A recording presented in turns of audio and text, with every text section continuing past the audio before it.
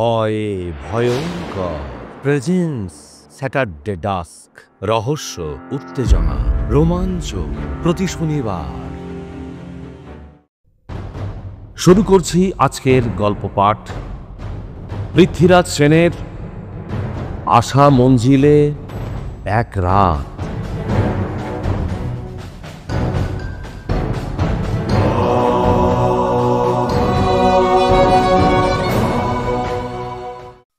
সারাদিনের খাটাখাটনি শেষ করে সবেমাত্র বাড়িতে পা রেখেছেন ডক্টর যাদব। সঙ্গে সঙ্গে তার দূরভাষ ঝমঝম শব্দে বেজে ওঠে।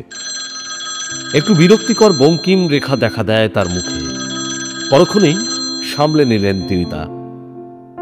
যেদিন থেকে ডাক্তারিকে পেশা হিসেবে গ্রহণ করেছেন, সেদিন থেকে ডক্টর যাদব জানেন তার জীবনের প্রত্যেকটা মুহূর্তকে এভাবে অন্যের কাজে নিবেদিত করতে হবে।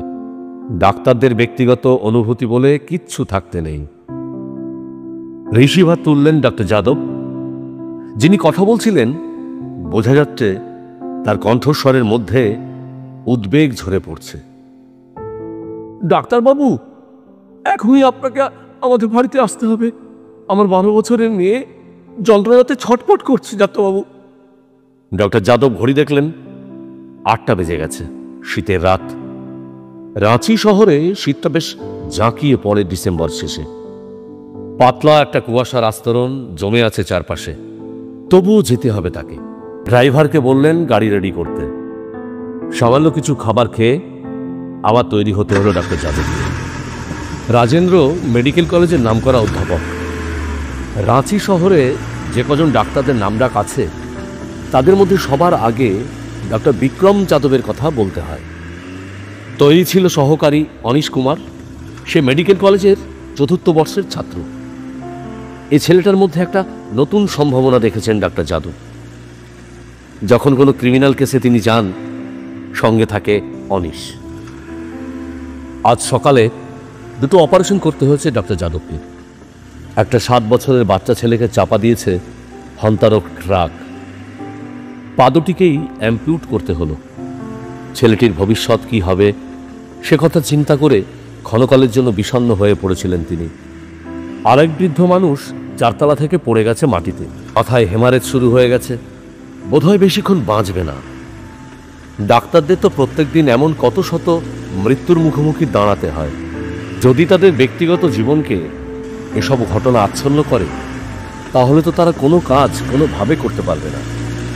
ঠিকানা তিনি জেনে নিয়েছিলেন টেলিফোনে। অশোকনগর থেকে হারমু কলোনি। দূরত্ব খুব একটা বেশি নয়, কিন্তু শীতের রাত হওয়াতে পথঘাট একেবারে ফাঁকা হয়ে গেছে। দু একটা দোকানে আলো টিম টিম করে জ্বলছে। সিগারেটের দোকান খোলা।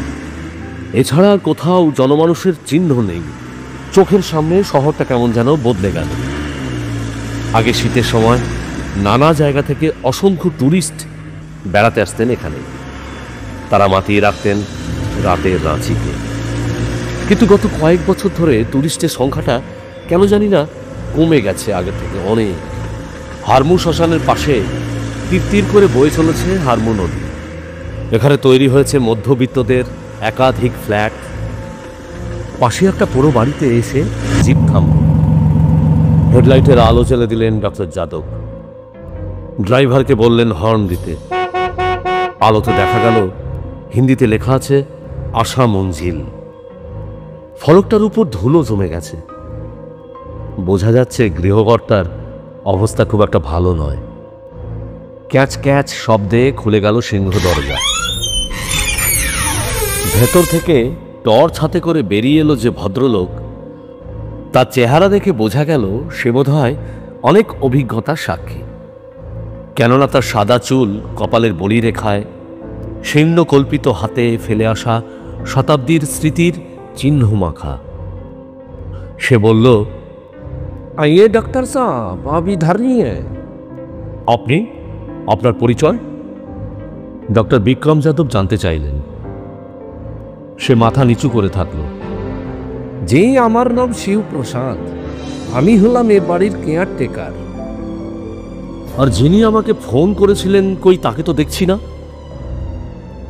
ডক্টর যাদবের কণ্ঠে ঝরে পড়ছে একটুখানি উৎকণ্ঠা। সেটা অনুমান করে শিবপ্রসাদ হাত কতলাতে কতলাতে বলে, উনি ওনার মেয়ের কাছে বসে আছেন, আপনি আর বেশি দেরি করবেন না, একটু ওপরে যেতে হবে আপনাদের। আলো নেই কেন? প্রশ্নটা সহসা এসে আঘাত করে ডাক্তার যাদবকে। সেটা বোধহয় আগাম অনুমান করতে পেরেছিল শিবপ্রসাদ। কণ্ঠের মধ্যে লজ্জার সুর এনে বলে, অনেক দিন ধরে তো ভাড়া বাকি পড়েছিল, তাই ইলেকট্রিক কোম্পানি লাইট কেটে দিয়ে গেছে স্যার। কিন্তু কিছু ভাববেন না, হেঁচাকের আলো আছে, রোগী দেখতে কোনো অসুবিধা হবে না। এখন কি চিতাতে কোনো মানুষের লাশ পুড়ছে? কেননা নাকে একটা পোড়া মাংসের গন্ধ পেলেন ডাক্তার যাদব। হতেও পারে। পা টিপে টিপে ভেতরে প্রবেশ করলেন। বিরাট বাগান, বাগান না বলে জঙ্গল বললে বোধহয় ঠিক হয়। পাতার ওপর মড়মড়িয়ে শব্দ তুলে এগিয়ে চললেন তিনি। তার থেকে একটু তফাতে অনুগত ছাত্র অনিশ কুমার। কাঠের সিঁড়ি ভাঙা নড়বড় করছে, যে কোনো মুহূর্তে খসে পড়তে পারে। মাঝে মধ্যে এমন কত অভিজ্ঞতার মুখোমুখি দাঁড়াতে হয়। একটু আগে এগিয়ে চলেছে শিবপ্রসাদ। তার হাতে ধরা একটা লণ্ঠন। কাঁচটা খুব একটা পরিষ্কার নয়, ভূষো কালির দাগ পড়েছে। লণ্ঠনের অনুজ্জ্বল আলোতে দেয়ালের উপর নিজের ভৌতিক ছায়াটা দেখে হঠাৎ কেমন যেন আতঙ্কিত হয়ে গেলেন ডক্টর বিক্রম যাদব। দোতলায় এসে দাঁড়ালেন। এখানে সেখানে আগাছা জন্মেছে, ঘরের মেঝেতে পুরু ধুলোর আস্তরণ। এ বাড়িতে কি মানুষ থাকে? বিরাট একটা শোবার ঘর, তার ঠিক মধ্যিখানে একটি পালঙ্ক পাতা। পালঙ্কের উপর বসে আছেন এক পৌঢ় মানুষ। তার সমস্ত শরীর উদ্বেগে থরথর করে কাঁপছে। তিনি একটা মেয়ের দিকে তাকিয়ে আছেন অপলক। ডক্টর যাদব দ্রুত পায়ে বসলেন পালঙ্কে, তাকালেন মেয়েটির দিকে। কত বা বয়স হবে, বছর 12-13 বোধ হয়। হঠাৎ দেখলে মনে হয় যে একটা পাষাণ প্রতিমা নিদ্রায় মগ্ন হয়ে এখন। মেয়েটি ঘুমিয়ে আছে, তার দুটি চোখ বন্ধ। কি হয়েছে? ডক্টর যাদব জানতে চাইলেন। যে ভদ্রলোক ফোন করেছিলেন তিনিই কথা বললেন। আমার নাম সুন্দরলাল, এ হলো আমার একমাত্র মেয়ে রেশমি। ভারী ফুটফুটে মেয়ে ছিল আমার ডাক্তারবাবু। গত 6 মাস ধরে তার মধ্যে একটা আশ্চর্য পরিবর্তন লক্ষ্য করছি আমি। খাওয়াতে রুচি নেই, বন্ধু বান্ধবদের সঙ্গে খেলায় মন নেই, সারাক্ষণ শুধু শুধু আকাশের দিকে তাকিয়ে থাকে, আর মনে মনে মনে মনে বিড়বিড় বিড়বিড় করে কি সব বলতে থাকে। তবে কি মনোরোগের পেশেন্ট? হতেও পারে। পুরো কেস হিস্ট্রিটা শুনতে হবে। ডক্টর যাদব একটা সিগারেট ধরালেন, পালঙ্কে বসেই বলতে থাকেন, আপনি কোনো কিছু গোপন না করে সব কিছু আমাকে খুলে বলুন সুন্দরলাল। সুন্দরলাল বলতে থাকেন, 6 মাস আগের কথা হবে ডাক্তার সাহেব। রাত্রিতে মেয়ে আমার পাশে শুয়েছিল। হঠাৎ হঠাৎ মাঝরাতে চিৎকার, প্রচন্ড চিৎকার করে ওঠে সে। আমার ঘুম ভেঙে যায় সেই চিৎকারে। আমি তাকিয়ে দেখি মেয়ের দিকে। মনে হয় সে যেন চোখের সামনে এমন একটা ভয়ঙ্কর দৃশ্য দেখেছে, যাতে সে এমন ভাবে চিৎকার করে উঠেছে। আমি জিজ্ঞাসা করলাম, রেশমি মা, কি হয়েছে বল মা, বল বল, কোথায় লেগেছে বল, কোন স্বপ্ন দেখেছিস মা, বল, আমায় খুলে বল। এখানে বলে রাখি ডাক্তারবাবু, আমার মেয়ে যখন 3 বছরের তখনই তার মা একটা দৈব দুর্ঘটনায় মারা যায়। কুয়ো থেকে জল তুলতে গিয়ে হঠাৎ পা পিছলে পড়ে গিয়েছিল কুয়োর মধ্যে। অনেক চেষ্টা করেছিলাম তাকে বাঁচাতে, কিন্তু বাঁচাতে পারিনি তাকে। আমি ভাবলাম হয়তো মায়ের কথা মনে পড়েছে রেশমির, আর এমন করে তাই মাঝরাতে চিৎকার করছে সে। রেশমি কোনো কথা বলল না। দেখলাম তার চোখের কোণ থেকে একটা জলের রেখা বেরিয়ে এসেছে। তার মানে মনের মধ্যে কোথাও কষ্ট হচ্ছে তার। মার কথা কি মনে পড়ছে? সে রাতে আমি জেগেছিলাম সারা রাত।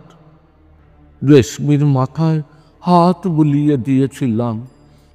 একেবারে শেষের দিকে যখন ভোরের আলো একটু একটু করে ফুটবো ফুটবো করছিল রোটানডাতে, তখনই আমি ঘুমিয়ে পড়েছিলাম ডাক্তারবাবু। তারপর থেকে রেশমি কেমন যেন হয়ে গেল।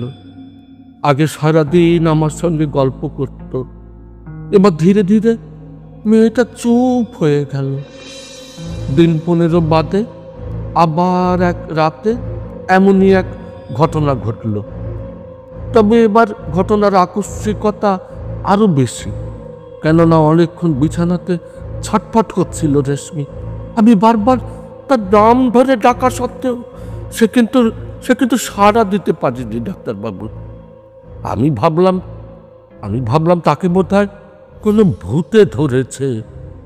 স্থানীয় এক ওঝাকে ডেকে আনা হলো। সেও অনেক ঝাড়ফুঁক করার চেষ্টা করলো, লঙ্কা পুড়িয়ে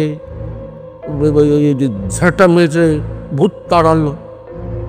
ভাবলাম যাক বিদেয় হয়েছে প্রেতাত্মাদের দল। দীর্ঘ 200 বছর বয়স হলো এই বাড়িটার। আমি যার কাছ থেকে কিনেছিলাম তিনি ছিলেন এক কাঠের ব্যবসায়ী। তার মুখ থেকেই শুনেছিলাম এই বাড়ির বাতাসে নাকি ফিসফিসানি কণ্ঠস্বর শুনতে পাওয়া যায়। আবার গত কয়েকদিন ধরে শুরু হয়েছে রেশমির ওই অসুস্থতার লক্ষণ। এখন প্রতি রাতে সে চিৎকার করে ওঠে। আর গত রাতে আমি যা দেখেছি ডাক্তারবাবু, আমার সমস্ত রক্ত হিম হয়ে গেছে ডাক্তারবাবু, হিম হয়ে গেছে। এতক্ষণে একটা সূত্রের সন্ধান পেলেন ডাক্তার যাদব।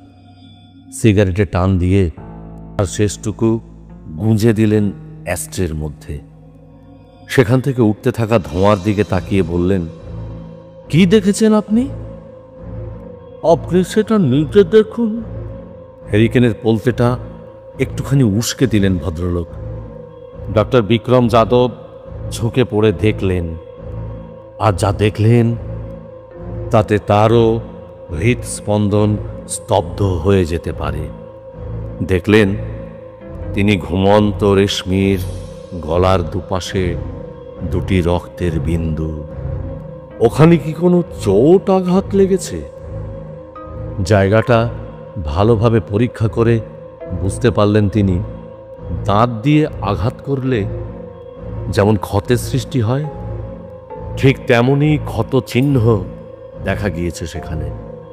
তার মানে মধ্যরাতে কোনো অজ্ঞাত আততায়ী কি এসে আক্রমণ করেছে ছোট্ট শিশুটিকে আর শুষে নিচ্ছে তার শরীরের রক্ত। তিনি বিজ্ঞানের ছাত্র, এসব কুসংস্কার আজগুবি ধ্যান ধারণাকে প্রশ্রয় দিতে পারেন কি? মনের এই অনুমানটা যেই তিনি শুনিয়েছেন অনিশ কুমারকে, সঙ্গে সঙ্গে অনিশ হো হো করে হেসে ওঠে। স্যার এই হানাবাড়িতে বসে আপনার কি মাথা খারাপ হয়ে গেল নাকি? দেখুন ভালো করে দেখুন। আমার তো মেয়েটিকে অ্যানিমিয়ার পেশেন্ট বলে মনে হচ্ছে। ওকে নিয়মিত রক্ত দিতে হবে আর ভালো খাওয়ার ব্যবস্থা করতে হবে। তুমি ঠিক বলেছ অনিশ, আমারই কেমন যেন সব গোলমাল হয়ে যাচ্ছে। আসলে রাঁচি শহরের বুকে এমন একটা মধ্যযুগীয় পরিবেশ থাকতে পারে বাইরে থেকে তা বুঝতে পারিনি। এবার আবার হারানো আত্মবিশ্বাস ফিরে পেলেন ডাক্তার যাদব।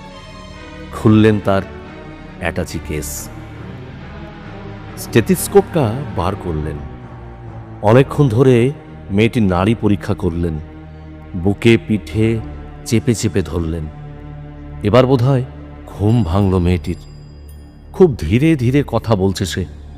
প্রথমে বাবার কাছে জানতে চাইল ডাক্তার যাদবের পরিচয়।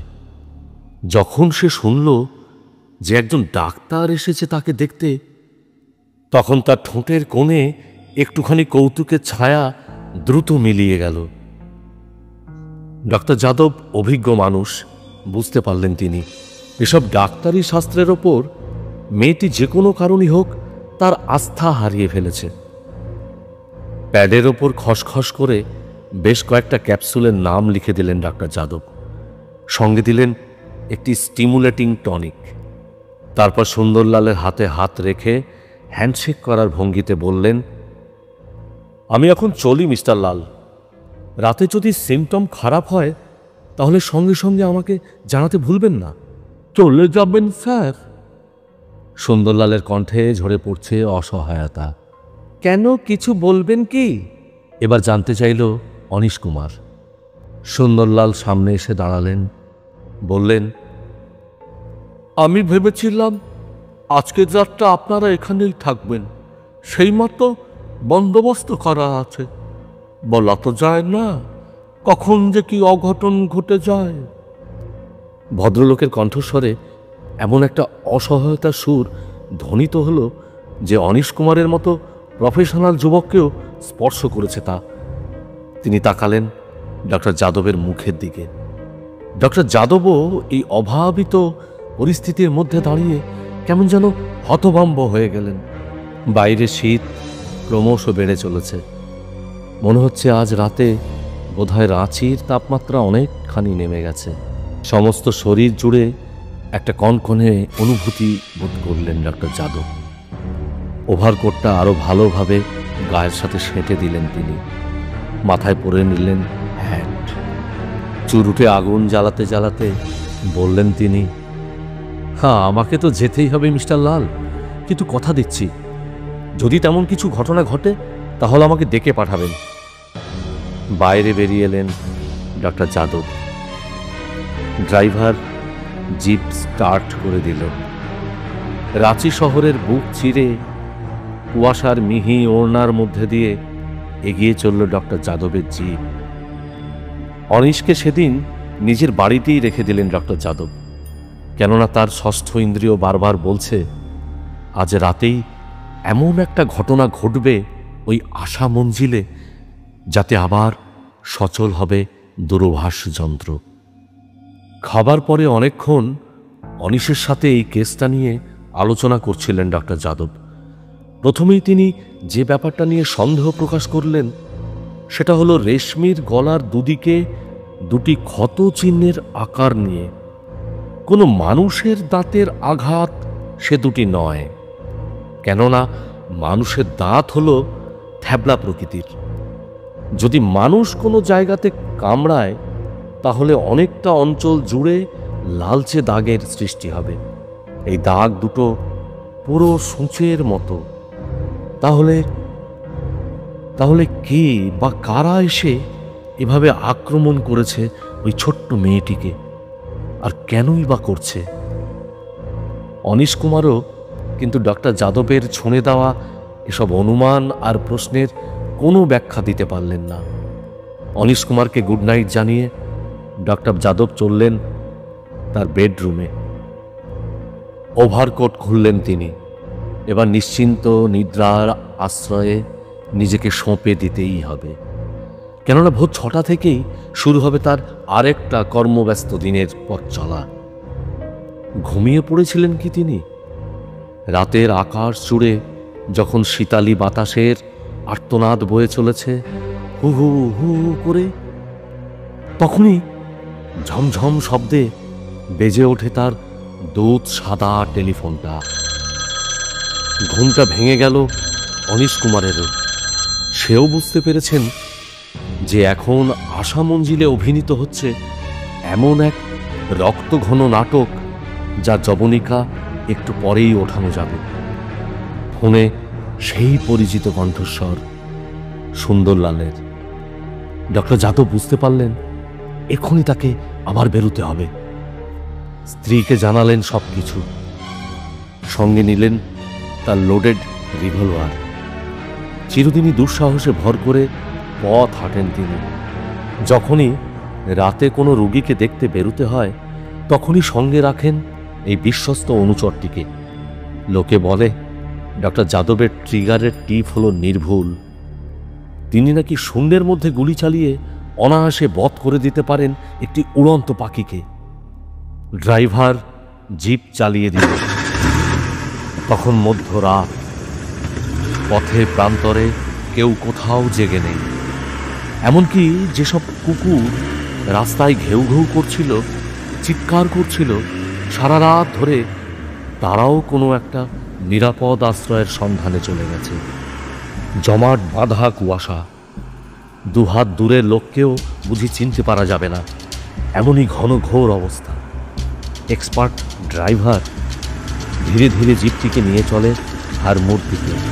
শ্মশানের পাশ দিয়ে যাওয়ার সময় গাটা হঠাৎ ছ্যাঁক করে ওঠে ডক্টর যাদবের। কুলকুল শব্দে বয়ে চলেছে হারমো নদী। পচা মাংসের দুর্গন্ধ নাকি আসছে। কি আশ্চর্য! এই অস্বাস্থ্যকর পরিবেশের মধ্যে এতগুলো মানুষ কিভাবে দিন কাটায়? আশা মঞ্জিলের সামনে আবার দাঁড়িয়েছিল সেই শিবপ্রসাদ। ডক্টর যাদব বুঝতে পারলেন যে সে দাঁড়িয়ে আছে তারই প্রতীক্ষাতে। ডক্টর যাদব ঢুকে পড়লেন। এবার আর অন্ধকারটা আগের মতো ভয়ঙ্কর বলে মনে হচ্ছে না। শিবপ্রসাদের সমস্ত শরীর জুড়ে একটা আতঙ্কের পরিবেশ সৃষ্টি করেছে। নিচু কণ্ঠস্বরে সে বলে, যেটা আশঙ্কা করেছিলাম তাই হলো বাবু। মনে হচ্ছে রেশমিটাকে বোধহয় বাঁচানো যাবে না। কি হয়েছে সেটা উপরে গিয়েই শুনবেন। এখন তাড়াতাড়ি চলুন, তাড়াতাড়ি চলুন। কাঠের সিঁড়িতে বুটের আওয়াজ ধ্বনিত হয়। তারা দুজনে গিয়ে দেখলেন অস্থিরভাবে পায়চারি করছেন সুন্দরলাল। মাথাটা একটুখানি ঝুঁকে পড়েছে সামনের দিকে। যখন মানুষের মনের আকাশ থেকে সমস্ত আশার তারাগুলি একে একে নিভে যায়, তখন যে অসীম অন্ধকার এসে গ্রাস করে চারদিক, সুন্দরলালের অবস্থাও ঠিক তেমনি হয়েছে এখন। ডক্টর যাদবকে দেখে বোধহয় হাতের মুঠোয় স্বর্গকে পেলেন তিনি। হাঁপাতে হাঁপাতে বললেন, এই একটু আগে সে এসেছিল স্যার। বিশ্বাস করুন, আমি নিজের চোখে দেখেছি তাকে। কে এসেছিল? ডক্টর যাদব বুঝতে পারলেন মেয়েটির জন্য অতিরিক্ত চিন্তা করে নাক ফেলিওর হয়েছে ভদ্রলোকের। এখনই খানিকটা ব্র্যান্ডি দিতে পারলে বোধহয় ভালো হতো।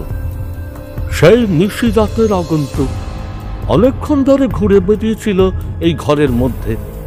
যখন চলে গেল তখন দেখলাম রেশমির গলার দুপাশে লাল রক্তের স্রোত। সত্যি? ডক্টর যাদব ঝুঁকে পড়ে পরীক্ষা করলেন রেশমিকে। সত্যি তো, রক্তের স্রোত এখন খানিকটা জমাট বেঁধে বেলা পাকিয়ে গেছে। মেয়েটি ঘুমিয়ে আছে, তার সমস্ত শরীরে একটা অদ্ভুত প্রশান্তির ছাপ আঁকা। মেয়েটি কি বুঝতে পারছে এমনভাবেই তাকে নিশ্চিত মৃত্যুর দিকে ক্রমশ এগিয়ে যেতে হবে, যা তার এই পথ চলাকে রোধ করতে পারে? পালস দেখলেন ডাক্তার যাদব খুবই ক্ষীণ হয়ে গেছে। রক্ত চলাচলের মাত্রা কমে গেছে। গম্ভীর হয়ে গেল তার মুখ। ভাবতে বসলেন তিনি। এতদিন ধরে মেডিকেল সায়েন্সের যত লেটেস্ট ইনভেনশন নিয়ে গবেষণা করেছেন, সব মুহূর্তে শূন্য বলে মনে হলো তার কাছে। মনে হলো রাঁচির এই ডিসেম্বরের মধ্যরাত, আশা মঞ্জিলের রহস্য ঘন মুহূর্ত, ছোট্ট মেয়ে রেশমি, তার চিন্তিত বাবা সুন্দরলাল, বয়স হার মানে যার কাছে, সেই সেই শিবপ্রসাদ নিয়ে রচিত হয়েছে যে আশ্চর্য মায়ার পৃথিবী, যেখানে তার অ্যালোপ্যাথের প্রবেশ নিষেধ। বিকট শব্দে একটা পাখি ডেকে উঠল পাশে কোথাও। রাত জাগা পাখিদের এ একটা ভারী বদভ্যেস। যখনই আমরা চিন্তার জাল বুনতে থাকি, তখনই ছিন্ন করে তাদের বিকট চিৎকারে। অনিশের সাথে পরামর্শ করে ঠিক হলো, এই রহস্যের আসল চাবিকাঠি জানতে গেলে সাহায্য নিতে হবে শিবপ্রসাদের। কেননা শিবপ্রসাদের আচরণের মধ্যে কেমন একটা রহস্যের গন্ধ তারা ইতিমধ্যেই পেয়েছেন। মনে হচ্ছে লোকটা অনেক কিছু জানে। এইসব ভৌতিক কাহিনীর আড়ালে সত্যি কোনো ঘটনা যদি থাকে, সেটা হয়তো বলে দিতে পারে। একটুখানি হাঁক পারতেই শিবপ্রসাদ তৎক্ষণাৎ আমাদের সামনে এসে দাঁড়ালো। চোখের ইঙ্গিতে ডাক্তার যাদব তাকে পাশের ঘরে বসতে বললেন।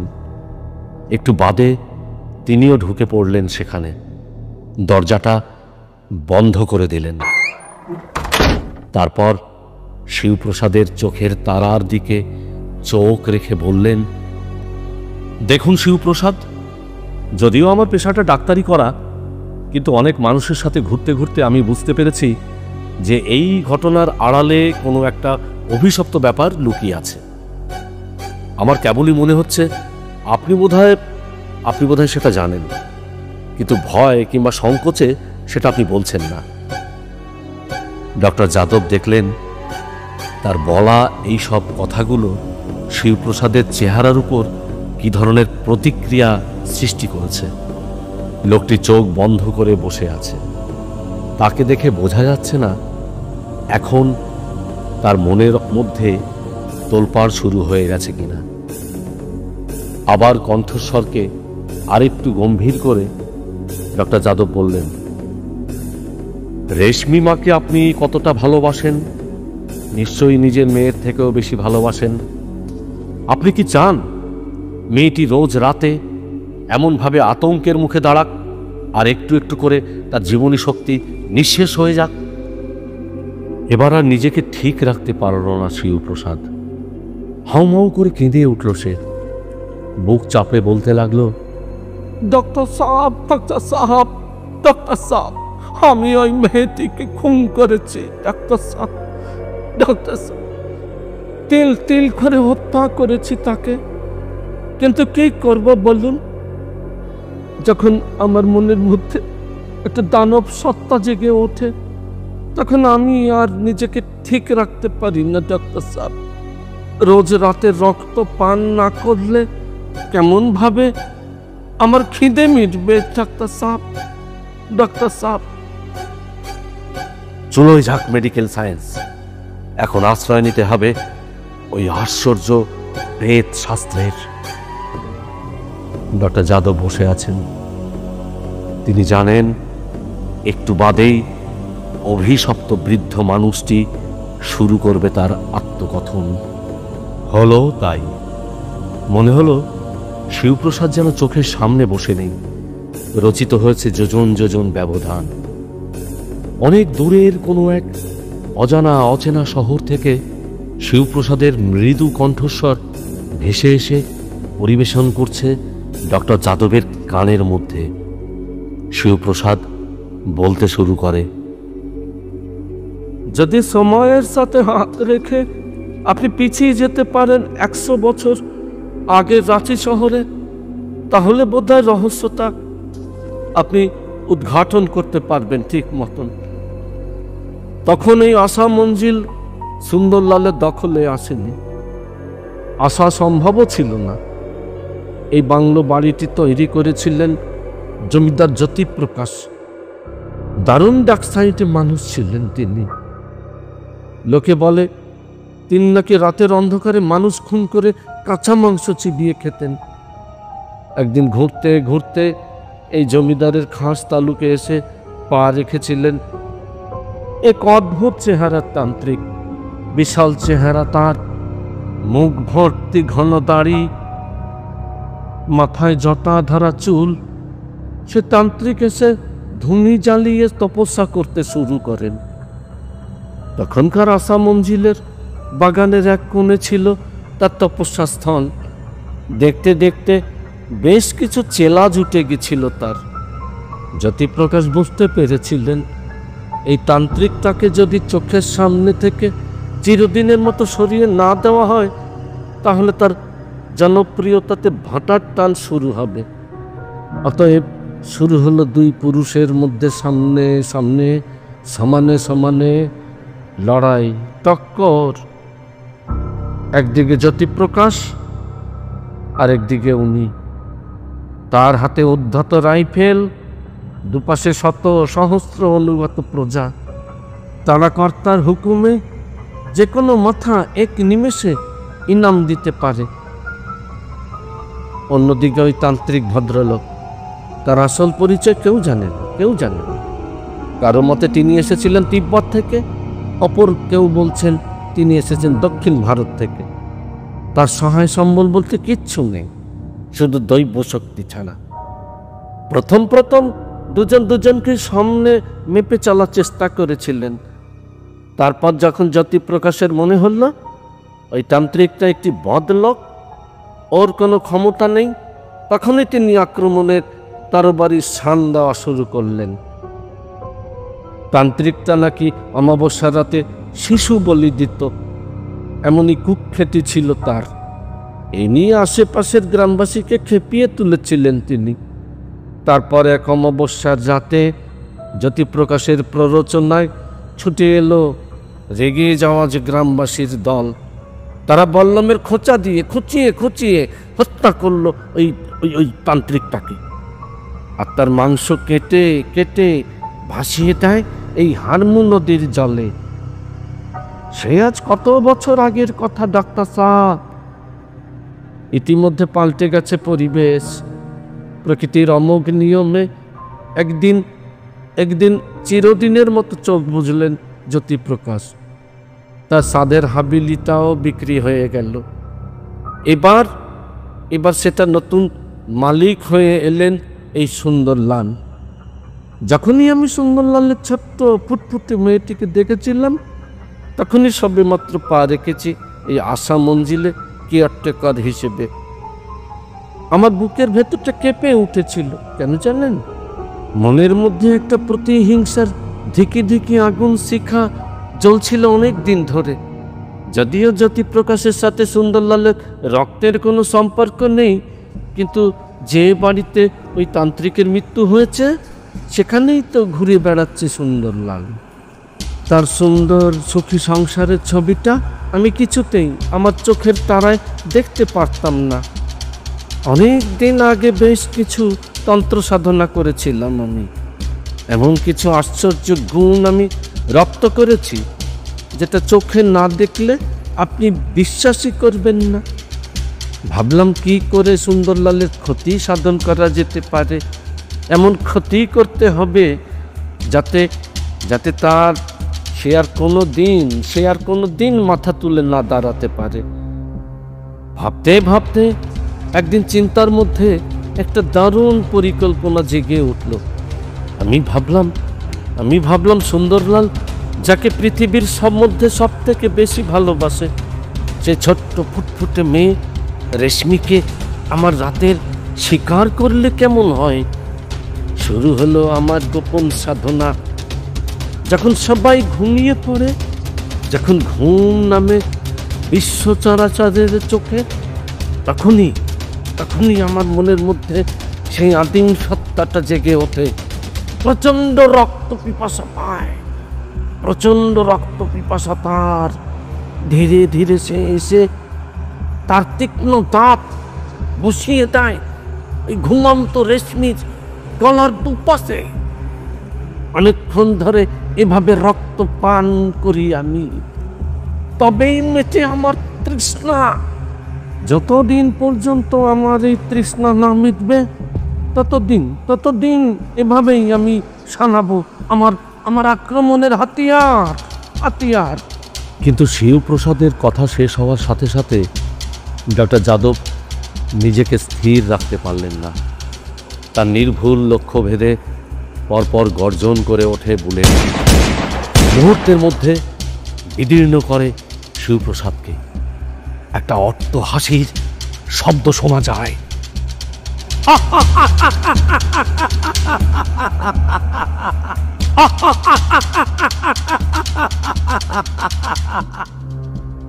কিন্তু শিবপ্রসাদ কোথায়?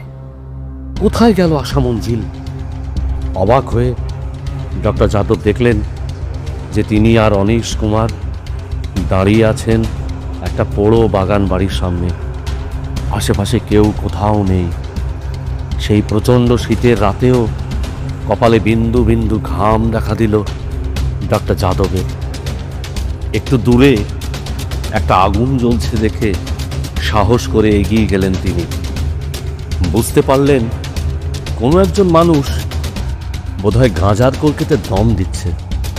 তার কাছে সংক্ষেপে ব্যাপারটা বলতেই সে হো হো করে হেসে ওঠে আর বলে,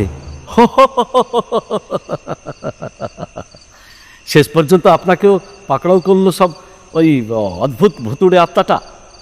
অনেকদিন আগে এমনই একটা ঘটনা ঘটেছিল এখানে, বুঝলেন? সে প্রায় 50-60 বছর আগেকার কথা। তারপর তো সব হাওয়ায় মিলিয়ে গেছে ডাক্তার সাহেব। এবার অবাক হওয়ার পালা ডক্টর বিক্রম যাদবের। তাহলে গতকাল যিনি ফোন করলেন তিনি কে? আর একটু আগে এই যে সামনে শোয়ানো ছিল রেশমির শরীর, ঘরের ভেতর পায়চারি করছিলেন এক উদ্বিগ্ন পিতা, ফেলে আসা জীবনের স্বীকারোক্তি জানাচ্ছিল যে শিবপ্রসাদ, সবই কি তার চোখের ভ্রম? নাকি এসবই হলো সেই মায়া বা মরণ ছায়ার আশ্চর্য খেলা?